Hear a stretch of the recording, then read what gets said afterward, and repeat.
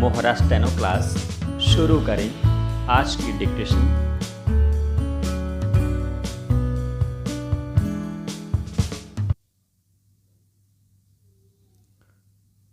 शुरू।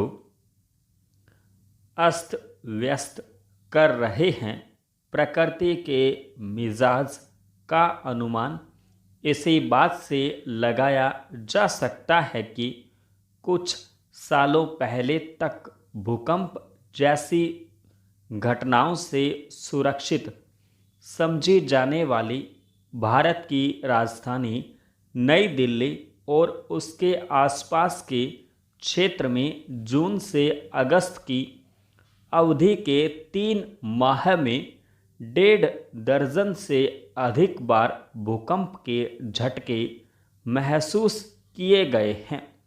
यह अलग बात है कि भूकंप की इन आवृत्तियों के बीच जान माल का बड़ा नुकसान नहीं हुआ। राजधानी क्षेत्र में महसूस किए गए भूकंप के झटकों के बाद व्हाट्सएप पर एक संदेश वायरल हुआ था जिसमें कहा गया था कि समझ में नहीं आता प्रकृति चाहती क्या है। कोरोना से बचने के लिए घरों में रहें या भूकंप से बचने के लिए घरों से बाहर आ जाएं।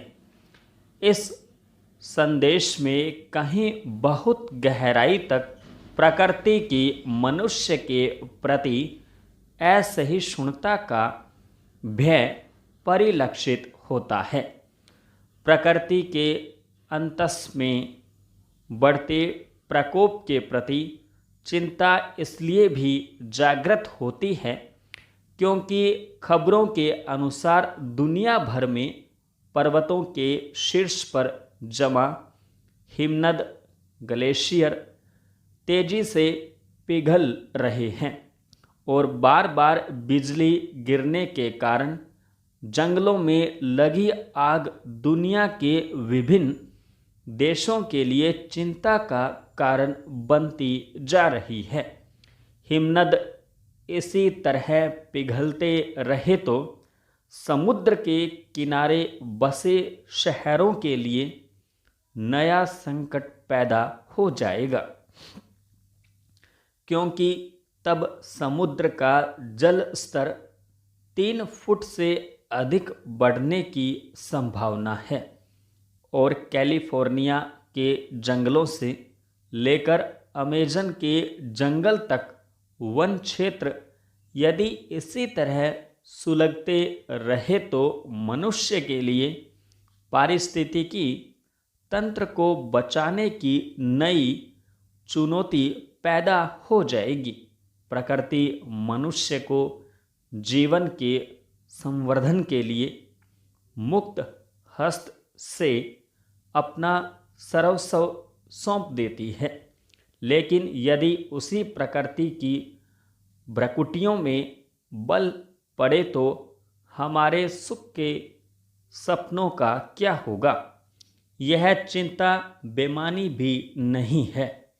ज़्यादा पुरानी बात नहीं भी करें तो वर्ष 2020 की शुरुआत ही प्राकृतिक आपदाओं के साथ हुई। ऑस्ट्रेलिया के लाखों एकड़ में फैले जंगल आग में जलकर भस्म हो गए। विक्टोरिया प्रांत में तो आपातकाल घोषित करना पड़ा।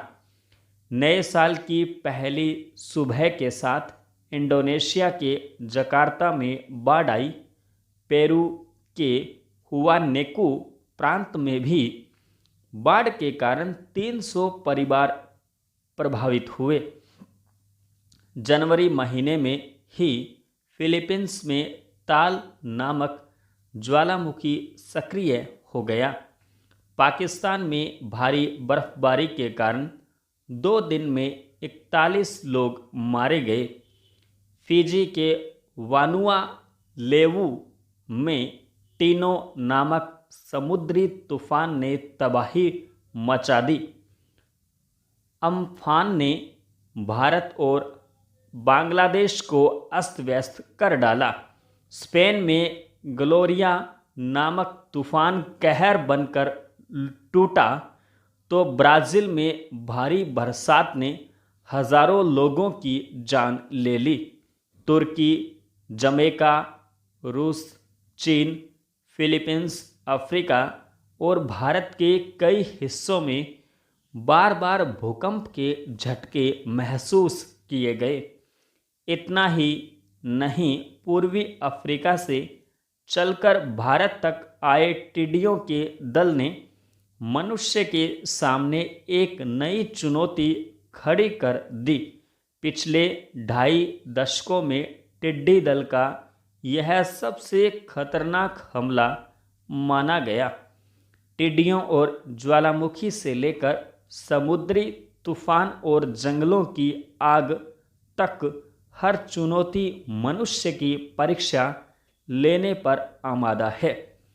कोरोना विषाणु का संक्रमण तो सबसे बड़ी चुनौती बनकर उभरा ही है। संपूर्ण विराम।